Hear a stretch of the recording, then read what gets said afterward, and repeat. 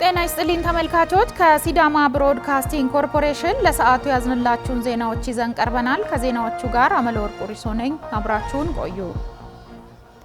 በጠቅላይ ሚኒስትሩ አነሳሽነት የተጀመረው የበጎ ፍቃድ አገልግሎት ብዙ አቅመ ደካሞችን እየታደገ በመሆኑ ምክር ቤቱም በሰፊው እየተሳተፈ ይገኛል ሲሉ የኢፌድሪ የሕዝብ ተወካዮች ምክር ቤት ምክትል አፈ ጉባኤ ወይዘሮ ሎሜ ባዶ ተናገሩ። የኢፌድሪ የሕዝብ ተወካዮች ምክር ቤት በሲዳማ ክልል ምስራቃዊ ሲዳማ ዞን ዳዬ ከተማ በ10 ሚሊዮን ብር ለ5 አቅመ ደካሞች ቤት ማስጀመሪያና ሌሎች መርሃ ግብሮችን አካሂደዋል። ይሳቅ ፍቅሩ የኢፌድሪ የሕዝብ ተወካዮች ምክር ቤት በሲዳማ ክልል በምስራቃዊ ሲዳማ ዞን ዳዬ ከተማ በ10 ሚሊዮን ብር ለ5 አቅመ ደካሞች ቤት ማስጀመሪያና ሌሎች መርሃ ግብሮችን አካሂደዋል። በመድረኩ የተገኙት የምክር ቤቱ ምክትል አፈ ጉባኤ ወይዘሮ ሎሚ ባዶ እንደተናገሩት በጠቅላይ ሚኒስትር ዶክተር አብይ አህመድ አነሳሽነት የተጀመረው በጎ ፍቃድ አገልግሎት ብዙ አቅመ ደካሞችን እየታደገ በመሆኑ የኢፌድሪ ሕዝብ ተወካዮች ምክር ቤትም የህብረተሰቡን ሁለንተናዊ ለውጥ ለማምጣት ከመከታተል ስራ ጎን በጎ ፍቃድ አገልግሎት ላይ በሰፊው እየተሳተፈ እንደሚገኝ ተናግረዋል።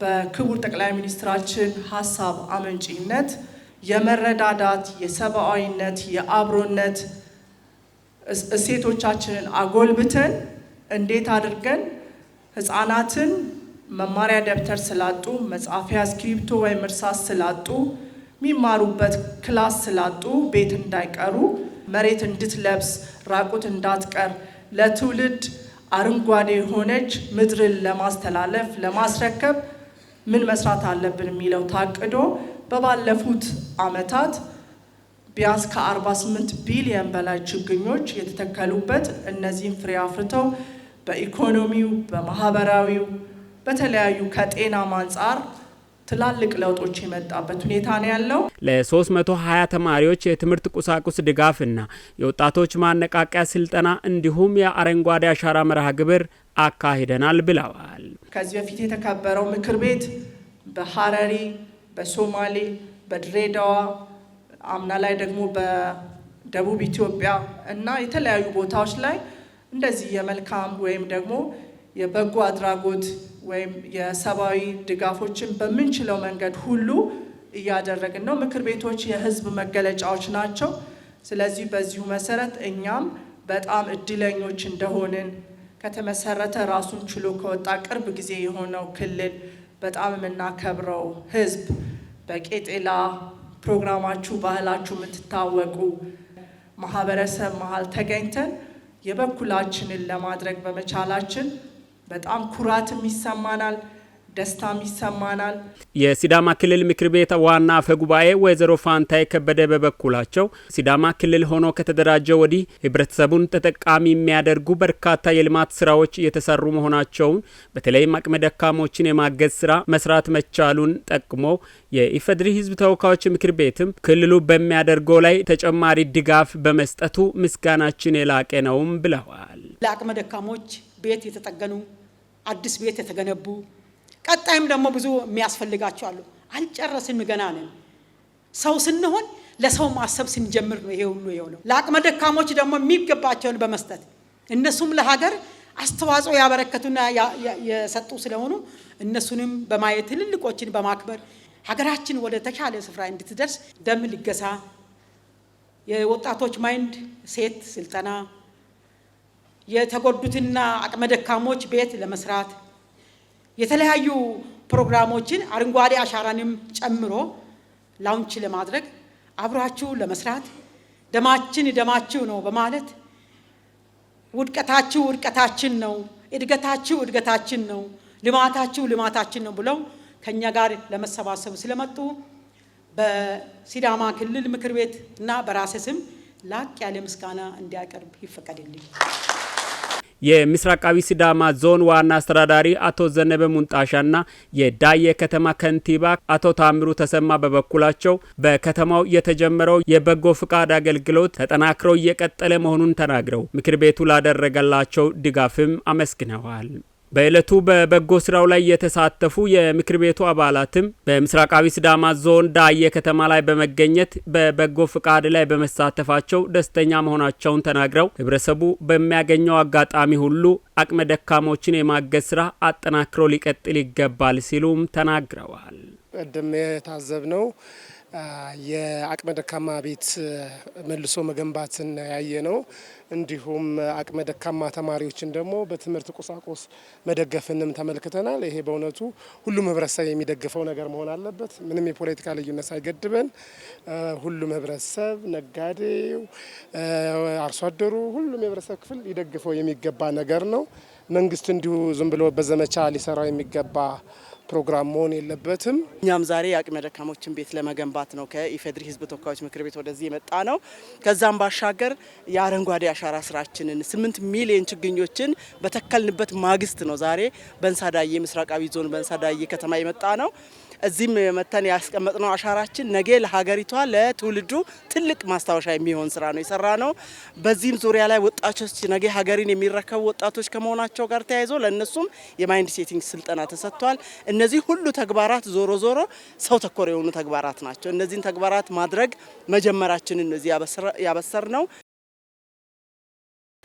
የኢትዮጵያ ዲጂታል የመሶብ አገልግሎት የአፍሪካ ሀገራት በተሞክሮነት የሚጋሩት የመንግስት አገልግሎቶች ማሳለጫ መሳሪያ መሆኑን የኢፌድሪ መሶብ አገልግሎት ዋና ስራ አስፈጻሚ ዮናስ አለማየሁ ገለጹ። ተቀማጭነታቸውን በአዲስ አበባ ያደረጉ የተለያዩ ሀገራት አምባሳደሮች በኢፌድሪ መሶብ አገልግሎት የሚሰጡ የአንድ ማዕከል ተንቀሳቃሽና የተቀናጀ መሶብ ዲጂታል አገልግሎቶችን ጎብኝተዋል። ዘዳግም መኮንን ተጨማሪውን ይዞታል። የኢፌድሪ መሶብ አገልግሎት ዋና ስራ አስፈጻሚ ዮናስ አለማየሁ በዚህ ወቅት እንዳሉት የመሶብ ዲጂታል አገልግሎት በአጭር ጊዜ ውስጥ ዜጎች ፈጣንና ቀልጣፋ አገልግሎት የሚያገኙበትን እድል መፍጠሩን ተናግረው ይኸውም ብልሹ አሰራርንና የመልካም አስተዳደር ውስንነቶችን በመቅረፍ በመንግስትና በዜጎች መካከል በአገልግሎት አሰጣጥ ረገድ ያለውን መተማመን እንዲጎለብት እያደረገ መሆኑን ገልጸዋል። በተለይም የተበታተኑ የመንግስት አገልግሎቶች በአንድ ማዕከልና በተቀናጀ አግባብ የሚመሩትን ወሳኝ እድል በመፍጠር የተገልጋዮችን እርካታ እያሳደገ እንደሚገኝ ተናግረዋል። በአዲስ አበባ የተጀመረው የኢፌድሪ መሶብ የአንድ ማዕከል አገልግሎት አሁን ላይ በተንቀሳቃሽና በተቀናጀ የዲጂታል አገልግሎት ተደራሽነቱ በእጅጉ መስፋፋቱን አስረድተው የመሶብ አገልግሎትም የመንግስት አገልግሎት ስነ ምህዳር ውጤታማነትን በማሻሻል እምርታዊ ውጤት እንዲመጣ እያደረገ እንደሚገኝ አብራርተዋል። የመሶብ ዋነኛ ዓላማ የዜጎችን የአገልግሎት እርካታ ማሳደግ መሆኑን በመጠቆም ከመሶብ አገልግሎት ጋር በተያያዘ ከ98 በመቶ በላይ የዜጎች የአገልግሎት እርካታ በማስመዝገብ ከፍተኛ ውጤት ማምጣቱን ጠቁመዋል። በቀጣይም በፌደራል በክልሎችና በከተማ አስተዳደሮች እየተስፋፋ የሚገኘው የመሶብ አገልግሎት ተደራሽነት የበለጠ በማጠናከር የዜጎችን አገልግሎት ለማሳለጥ እየተሰራ መሆኑን አንስተው በ8 ተቋማት ከ40 በላይ አገልግሎቶች የተጀመረው የመሶብ አገልግሎት በአሁኑ ወቅት በአንዱ ማዕከል ብቻ ከ27 በላይ ተቋማት የሚሰጡትን ከ288 በላይ አገልግሎቶች እያቀረበ መሆኑን አስታውቀዋል። መሶብ ዲጂታል የመንግስት አገልግሎት ዲጂታል ኢትዮጵያ 2030 ስትራቴጂ ሽግግርን በማፋጠን በቴክኖሎጂ የታገዘ የአገልግሎት ስርዓት አካል ሆኖ እየሰራ መሆኑን በመግለጽ የኢትዮጵያ ዲጂታል የመሶብ አገልግሎት ሌሎች የአፍሪካ ሀገራት በተሞክሮነት የሚቀስሙት የመንግስት አገልግሎቶችን ማሳለጫ ተምሳሌታዊ አብነት መሆኑንም አስረድተዋል። ተቀማጭነታቸውን በአዲስ አበባ ያደረጉ የሀገራት አምባሳደሮች ኢትዮጵያ በመሶብ የአንድ ማዕከል አገልግሎት ያስመዘገበችውን እምርታዊ ውጤት ልምድና ተሞክሮ እንዲቀስሙ ያለመ መሆኑን አንስተዋል። ይህም ዲፕሎማሲያዊ ትስስርን ለማጠናከር ልምድ ለመለዋወጥና የትብብር እድሎችን ለመፍጠር ያለመ መሆኑንም አስረድተዋል። የመሶብ ስራ ገና በመጀመሪያ ምዕራፍ ላይ ያለ ሲሆን በቀጣይ የአገልግሎቶችን ቁጥር ማሳደግ፣ ዲጂታላይዜሽንን ማፋጠን፣ የመሶብ አገልግሎትን በሁሉም ከተሞችና ወረዳዎች ማስፋፋትና ልምዱን ለሌሎች የአፍሪካ ሀገራት ማካፈል ቀጣይ ትኩረቶች ይሆናሉ። ዘገባው የኢትዮጵያ ዜና አገልግሎት ነው።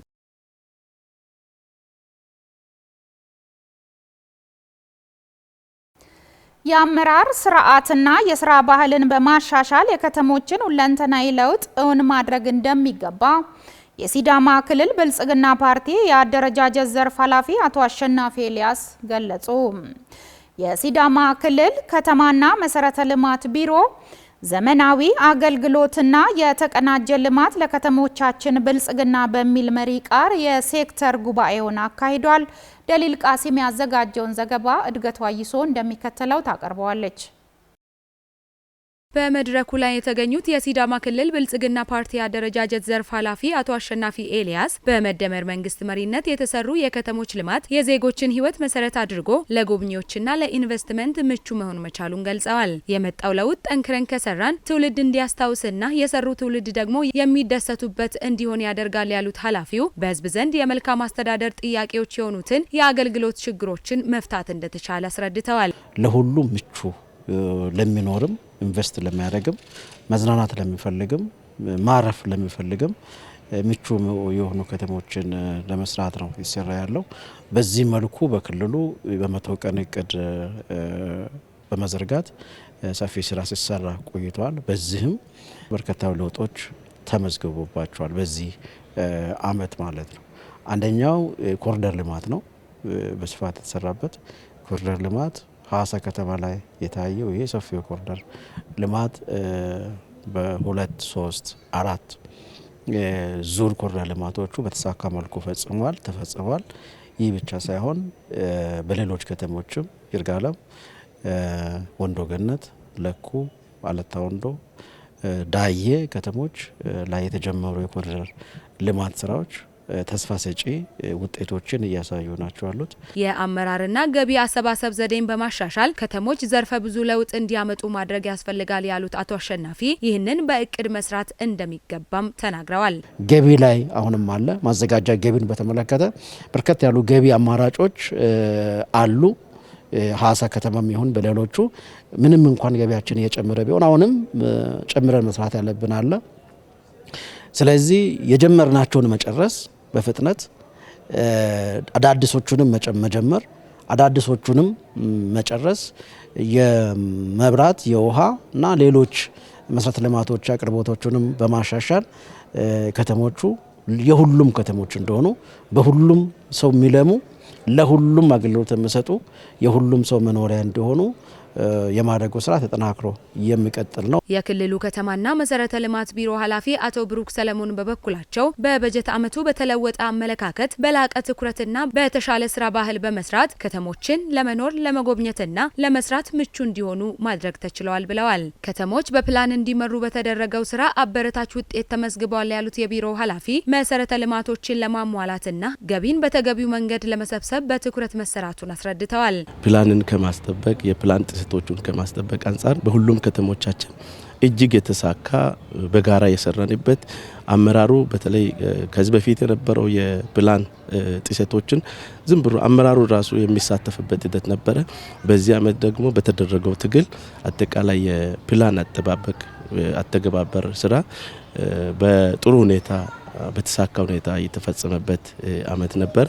ሌላው ደግሞ በመሰረተ ልማት ዘርፍ ኮብልስቶን ስራ፣ የጠጠር ስራ፣ ጎርፍ መሄጃ ቦዮች፣ ዲቾች፣ ከልቨርቶች በከተማ ውስጥ ለውስጥ የሚሰሩ የመንገድ ከፈታ ስራ መልካም አፈጻጸም የተገኘበት አመት ነበረ ብሎ መውሰድ ይቻላል። በሐዋሳና በሌሎች ከተሞች ላይ የተጀመሩት የኮሪደር ልማቶች የላቀ ውጤት ማስመዝገባቸውንም ገልጸዋል። በከተሞች የአንድ ማዕከል መሶብ አንድ በመገንባት የአገልግሎት ደረጃን ለማሻሻል የህዝብ ተሳትፎን በማጠናከር ልማቶችን ማፋጠን መቻሉንም ገልጸዋል። በተያዘው በጀት ዓመት ገቢን በአግባቡ በመሰብሰብ በኩል የሚታዩ ክፍተቶችንና የመረጃ ብክነትን በመቀነስ ለላቀ ውጤት ይሰራልም ብለዋል። መሶብ የአንድ ማዕከል አገልግሎት ተጀምሯል። በቅርቡ አስመርቀን ስራ አስጀምረናል።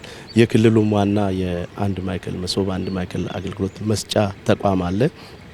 በሐዋሳ ከተማ ውስጥ አሁን 2 የክልሉና የከተማ አስተዳደሩ አገልግሎት መስጫ ማዕከላት አሉን። በቂ አይደለም። ጅምሩ አበረታች ነው። ያንን አጠናክረን እያስቀጠልን ነው የምንገኘው።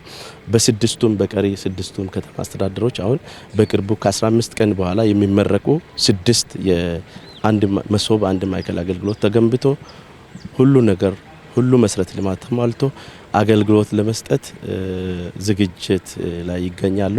የመድረኩ ተሳታፊ ከሆኑት መካከልም የአዋሳ ከተማና የዞኖች መሪዎች በባለፈው በጀት ዓመት አበረታች ስራ መሰራቱን ጠቅሰው በቀጣይ ለበለጠ ለውጥ ለመስራት መዘጋጀታቸውንም ተናግረዋል። በዚህ በጀት ዓመት ወደ 3.72 ቢሊዮን ብር ነው በማዘጋጃ ቤት ገቢ ለመሰብሰብ ያቀድነውና ይሄን ከወዲሁ ሰብስበን ጨርሰን ወደ ልማት ለመሄድ ሰፊ ዝግጅት እያደረገን ስለሆነ ህዝቡ በጋራ ሆኖ ከጎናችን ተሰልፎ በገቢ ስራ ላይም አብሮን እንድሰራ የልማት ስራዎቻችንን ባለፈው በጀት ዓመት እንደተጀመረው በህብረተሰብ ተሳትፎ ስራዎች እንዲሰሩ ይሄን ደግሞ ከህዝባችን ጋር አክረን እንድንሰራ ያው ይሄን ጥሪ አስተላልፋለሁ። 2018 ዓመተ ምህረት በከተማ ዘርፍ ሰፊ ለውጥ ያመጣንበት ከተሞች የተለወጡበት ንቅናቄው አዲስ አበባና ሐዋሳ ላይ ብቻ ሳይሆን በእኛም ዞን በማዕከላዊ ሲዳማ ዞን ሰፊ ስራ የሰራንበት የስኬት ዓመት ሆኖ ተጠናቋል።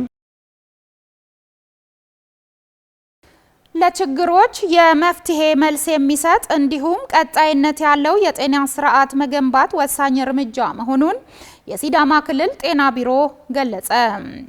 ቢሮው የ2018 የእናቶች የህፃናትና የአፍላ ወጣቶችና የወጣቶችን ጤና አፈጻጸም ግምገማና የ2019 እቅድ ላይ የውይይት መድረክ አካሂዷል። ማርያማዊት በጻተ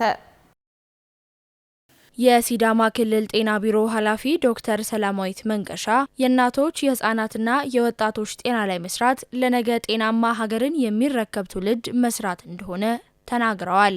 በዚህ ዘርፍ ውስጥ የሚሰሩ ስራዎች በተለይ ከእናቶች ከህፃናት ከአፍላ ወጣቶች ጤንነት አንጻር በተለይ ሀገርን ነገ የምናይበት ትውልድን አይተን የምንሰራበት ነገ ሀገርን የሚረከቡ እነማን ናቸው ብለን ታርጌት አድርገን በእናትየው ላይ በጽንሱ ላይ እንደገና በተወለዱ ህፃናት ላይ ከተወለዱ ደግሞ በታዳጊዎች ላይ በአፍላ ወጣቶች ላይ ወጣቶች ድረስ የሚሰራ ፕሮግራም ነው። ኃላፊዋ ከ4 ዓመታት በፊት ሪፖርት ላይ የሚቀርበው ብዙ ቁጥር መሬት ላይ ከሚታየው ተጨባጭ ውጤት ተቃራኒ በመሆኑ ጉልህ ክፍተት ይታይ እንደነበር ገልጸዋል። ለውጤት እንስራ የሚለውን ምዕራፍ ከጀመረን መጋቢት ነው የጀመርነው። ወደ 4 ዓመት ገደማ ሊሆነን ነው አሁን በዚህ ዓመት። ይሄ ተግባር መነሻ ያደረገው ችግርን ነው።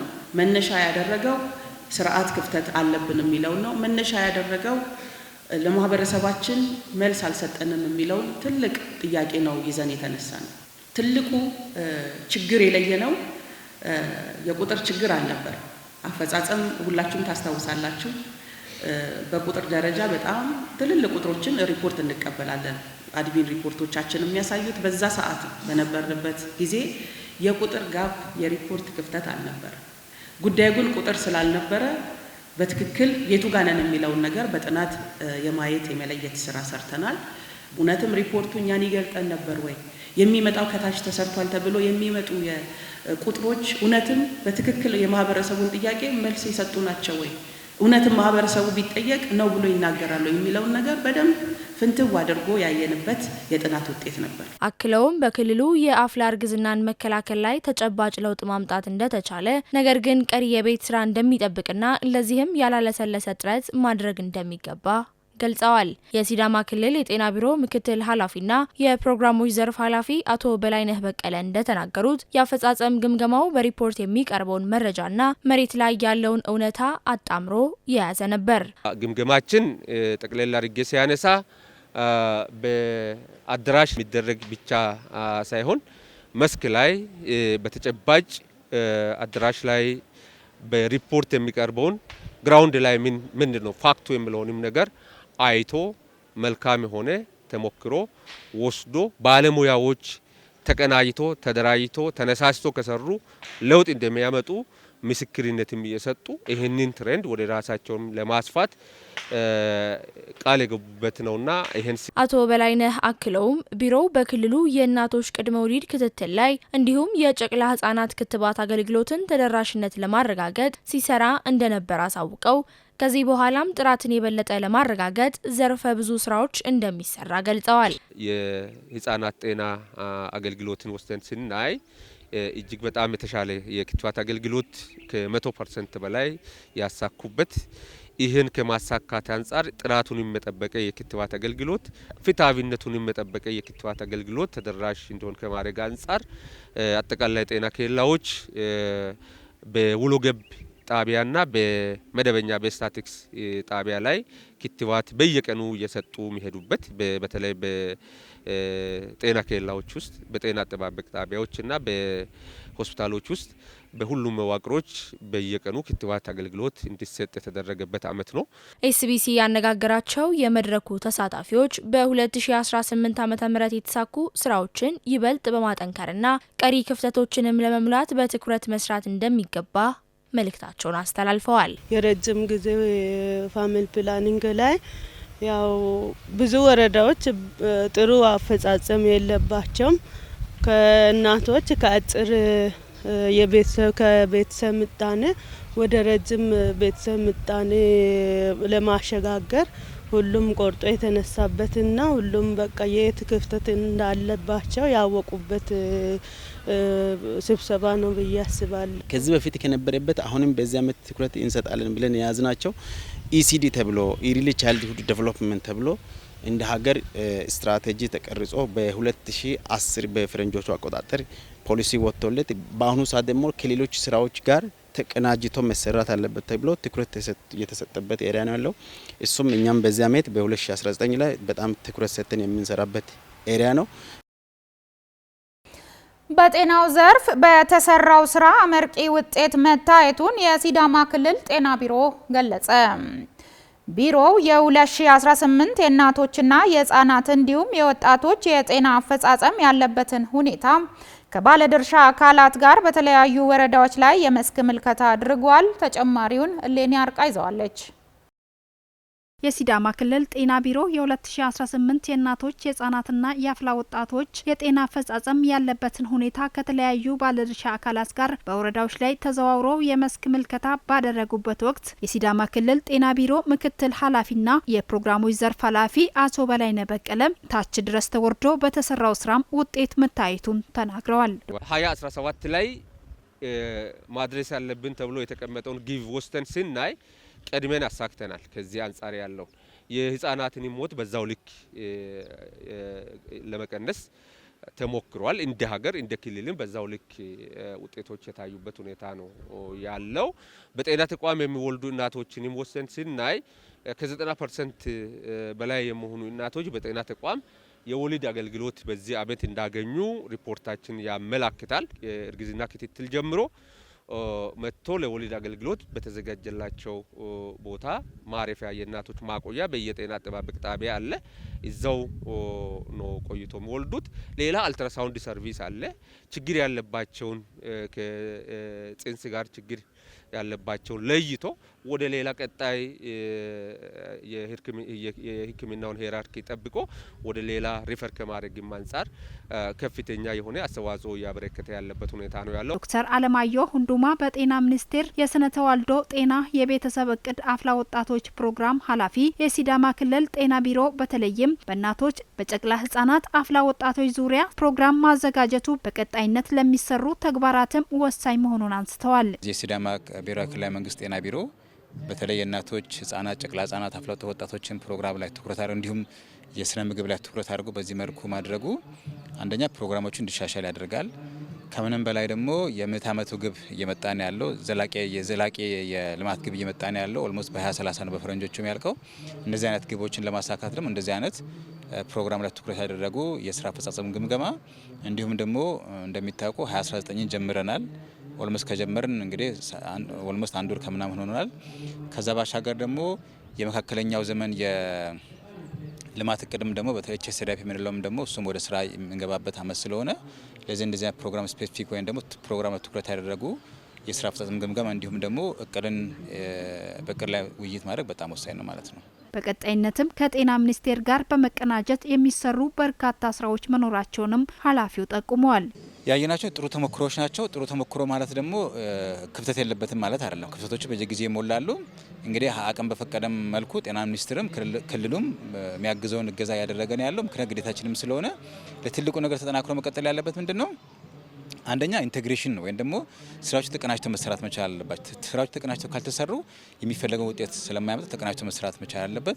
በሲዳማ ክልል በተለያዩ ወረዳዎች ላይ በተደረገው የመስክ ምልከታ በጤና ተቋማቱ መሻሻሎች እንደታዩ ጎብኚዎችም ተናግረዋል። በሀገር ደረጃ ከወረቀት ነጻ አገልግሎት እየተሰጠ ያለበት ሁኔታ ነው ያለውና ከሱ አንጻር ዲራሞ አፈራራ ቀበሌ በጣም የተሻለ እንደሆነ ሁሉም አገልግሎቶች በዛ ፕላትፎርም እየሰጡ እንደሆነ በሀገር አቀፍ ደረጃ ያው ሁሉም ወረዳዎች ካሁን በኋላ ከወረቀት አልባ ወረዳዎችን ለመፍጠር እየተሰራ ካለበት ስራዎች ውስጥ አንዱ እንደሆነና በጣም ጥሩ ስራ እየሰሩ እንደሆነ ሁሉም ሰርቪስ በሱ እየተሰጠ እንደሆነ ያየንበትና እንደተሞክሮ የሚሆን ነገሮች የወሰድንበት ጉብኝት ነበር።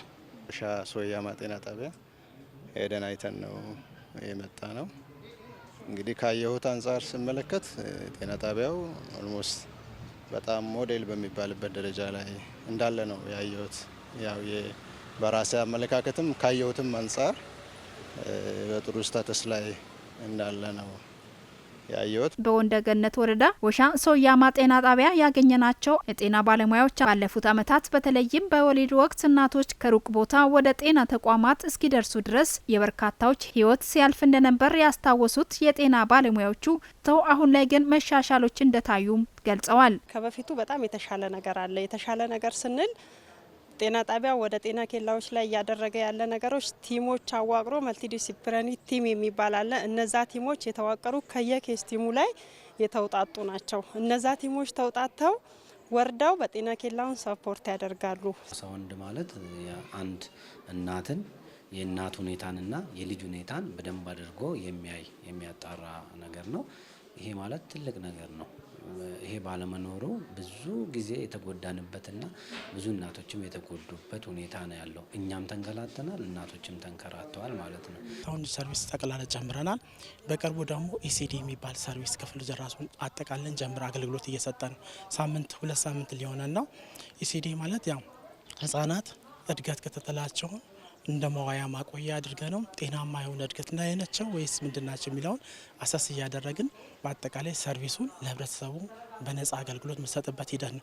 ጎን ለጎን የተለያዩ የሰርቪስ አገልግሎች በሲቢኤችአይም ታክመው በራሳቸው በገንዘብ ከፍለው መታከም የሚችሉ የሌላ ማጎረባች ህብረተሰቦች ከኛ ጋር ሰርቪሱ ሙሉ ለሙሉ እየሰጠንበት ያለበት ሂደት ነው። በቂ ምርት በማምረትና የመረዳዳት ባህላችንን በማጎልበት ድህነትን ታሪክ ማድረግ አለብን ሲል የሰሜናዊ ሲዳማ ዞን አስተዳደር አስታወቀ። በሲዳማ ክልል አደጋ ስጋትና እርዳታ ማስተባበሪያ ኮሚሽን የካላሞ ኢኒሼቲቭ የመኸር ዘር መዝራት በሰሜናዊና በአዋሳ ዙሪያ ወረዳ አመራሮች ተሳታፊነት ተከናውኗል። ይፍሩ አበበ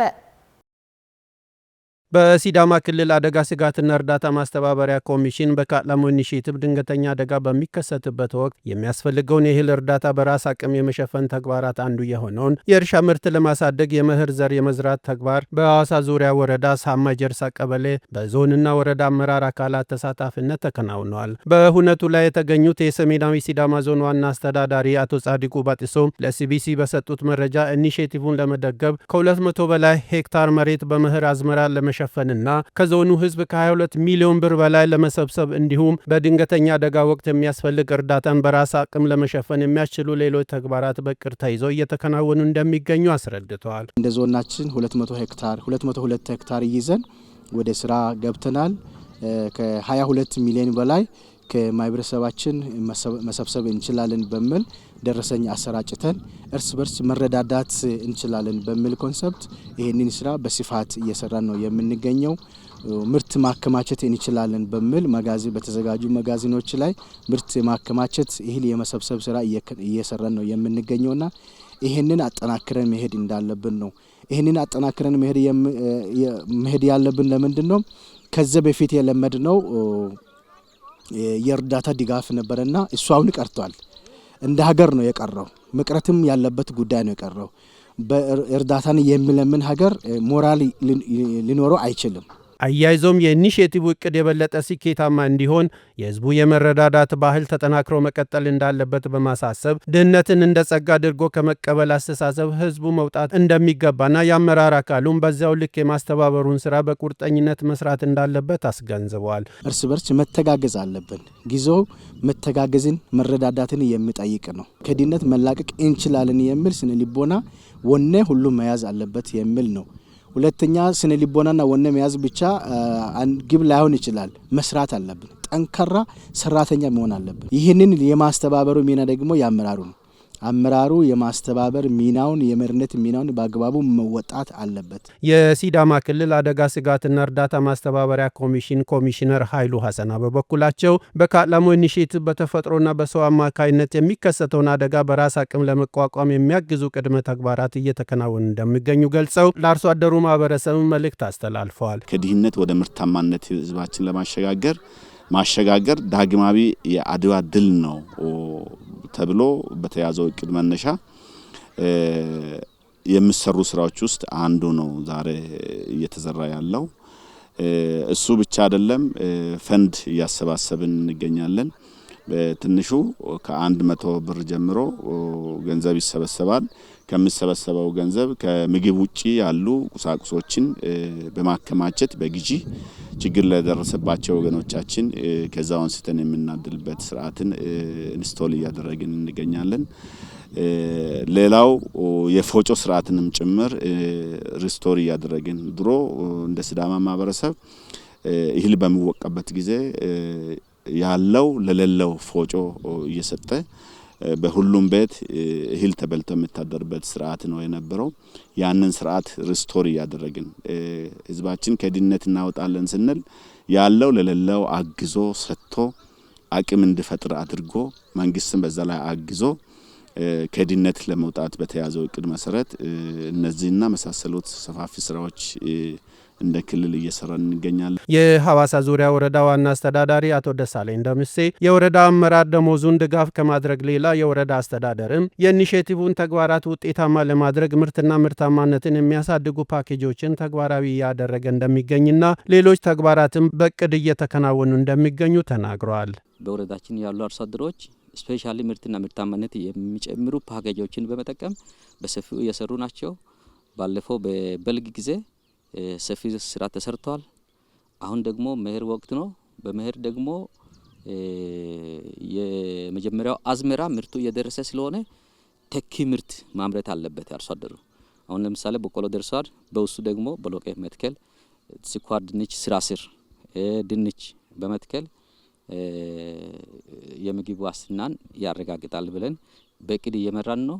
እኛ በአይነትም በገንዘብም ገንዘብ እያሰባሰብን ነው። በዚህ ሰዓት አርሶ አደሩ ካለው መዋጮ እየሰጠ ነው። ለድሃ ብሎ ከቀበሌ እየተሰባሰበ ነው። ባለሀብቱ ለዚህ ድጋፍ እያደረገ ነው። እሱ ብቻ አይደለም፣ እኛም ደግሞ ካለን ከደሞዛችን አንስተን ሰጥተናል። በኢትዮጵያ 7ኛ ቀን አድቬንቲስት ቤተክርስቲያን ወጣቶችን በማስተባበር የክረምት በጎ ፍቃድ አገልግሎት የደም ልገሳ መርሃ ግብር በሐዋሳ ከተማ አካሄደ።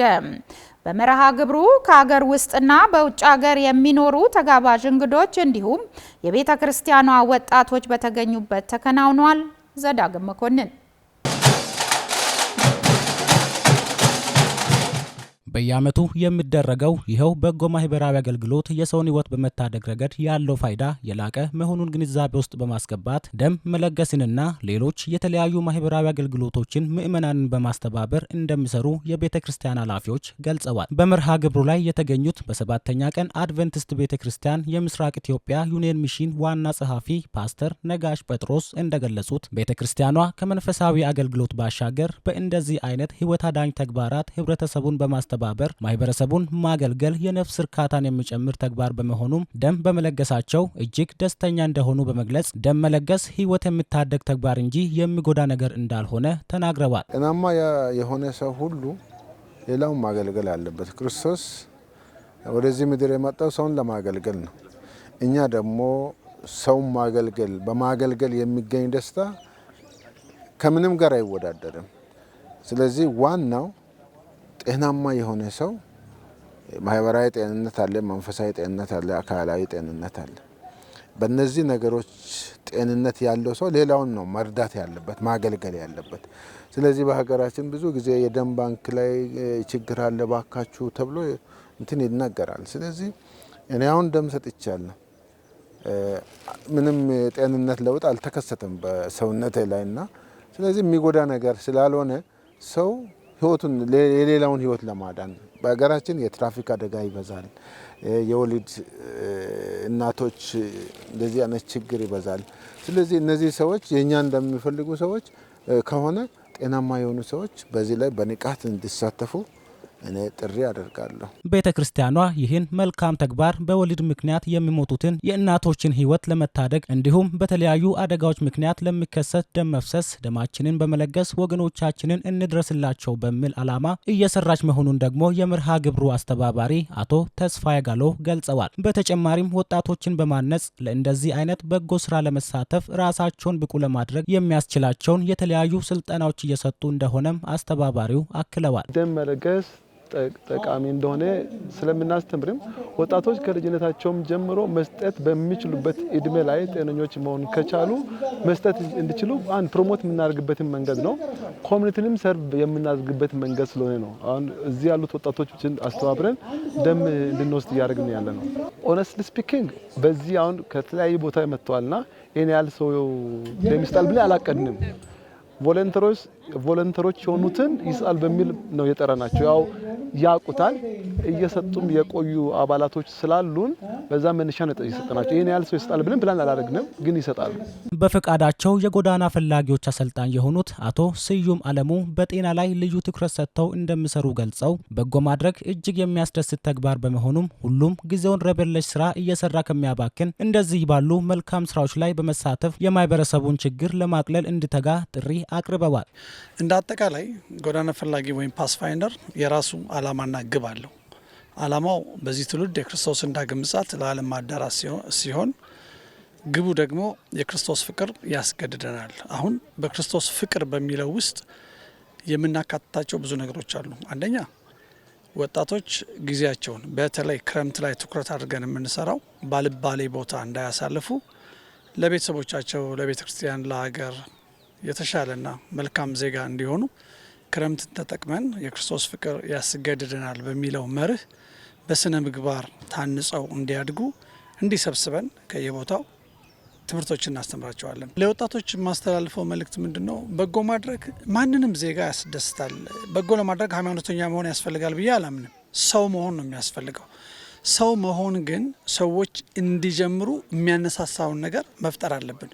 አሁን እዚህ እሱን ነው እያደረግን ያለ ነው።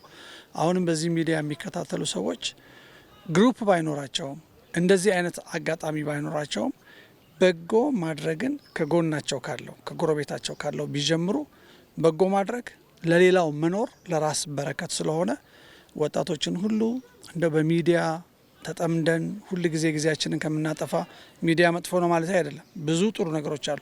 ሚዲያዎቻችንንም ለበጎ ነገር ብንጠቀምባቸው ኑሯችንንም ለሌሎች በመትረፍ ብንጠቀምባቸው ለራሳችን ትልቅ በረከትና ደስታ ነው የምናገኝም። የኢትዮጵያ ደም ባንክም በሀገራችን በተለይ በክረምት ወቅት የሚስተዋለውን የደም እጥረት ከመቀነስ አኳያ የኢትዮጵያ አድቨንቲስት ቤተክርስቲያን ምእመናን ሁልጊዜ እያደረጉ ላለው የደም ልገሳ ተግባር ምስጋናቸውን አቅርበዋል።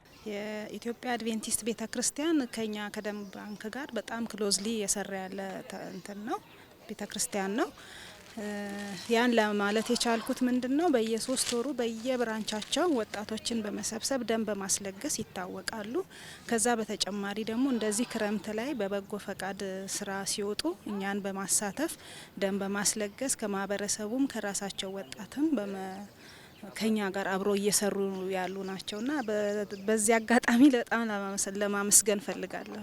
ለዚህ የወጣቶች ስልጠናና የበጎ ፍቃድ አገልግሎት መርሃ ግብር የጎዳና ፈላጊዎች ሀገር አቀፍ ጉባኤ ወይም ካምፖሪ ዌስት አንጋዛ ድሬም ኮርፕስ የሚል መጠሪያ ያላቸው ከእንግላንድ ብሪታንያ የመጡ 40 ጎዳና ፈላጊዎችን ጨምሮ ከአገራቸው የተለያዩ አካባቢዎች የተውጣጡና ጎዳና ፈላጊ በሚል ስያሜ የወጣት አገልግሎት ዘርፍ ታቅፈው የሚንቀሳቀሱ ወጣቶች መሰባሰባቸውንና መንፈሳዊ መንፈሳዊ፣ አካላዊ፣ አእምሯዊ እንዲሁም ስነ ምግባራዊ እድገትን መሰረት ያደረገ ስልጠና እና የልምድ ልውውጥ እየተካሄደ እንደሚገኝም ለማወቅ ተችሏል። ይህ ተግባር ዛሬ ላይ የሚያበቃ ሳይሆን ለወደፊትም ከዚህ በበለጠ ተጠናክሮ የሚቀጥል መሆኑን የቤተ ክርስቲያኗ አገልጋዮች አጽንኦት ሰጥተዋል።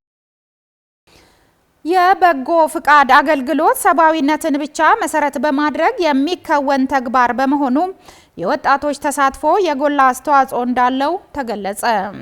በሐዋሳ ከተማ የሚኖሩ የአለታ ጩኮ ወጣቶች አንድነት ማህበር አባላት ለሁለት አቅመ ደካማ ቤተሰቦች የገነቡትን መኖሪያ ቤት አስረክበዋል።